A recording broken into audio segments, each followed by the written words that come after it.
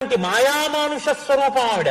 ఈ మాయాస్వరూపాన్ని వహించి భరించి ధరించగలిగిన వాడెవడో వాడు శివధనస్సుని ఎక్కుపెట్టి నియమించి అల్లెత్రాడు కట్టగలిగిన వాడు. వాడు పరమాత్ముడు. వాడు ఎక్కడ పుట్టాడో నాకు తెలియదు. వాడు నరుడిని తీసుకొచ్చి భర్తగా పెడదామంటే వాడు చేసుకున్న కర్మక పుట్టిన నరుడు భర్త కాలేడు. సీతమ్మ రాముడు ఎవరో చెప్పగలదు. విష్ణువు నరరూపంలో ఎక్కడున్నాడో చెప్పగలిగినటువంటి తల్లి భూమండలం మొత్తం మీద మైథిలి ఒక్కతే. సీతయే రాముణ్ణి చెప్పాలి. ఇది అసలు హృదయం జనకుడిది. నేను కాదయా చెప్పవలసింది. సీతని అడ్డు పెడుతున్న శివధనస్సునిచ్చిన వాడు శివుడే. శివుడికి కేశవుడికి అభేదం ఉన్నది ఒక్కటే పరబ్రహ్మం. కాబట్టి ఈ ధనస్సు ఎవడెక్కు పెడతాడో వాడికి ఇస్తా పిల్లనన్నాను. అంటే చాలా మంది వచ్చారు. ఒకడు ఇద్దరు కాదు, ఎందరో వచ్చారు.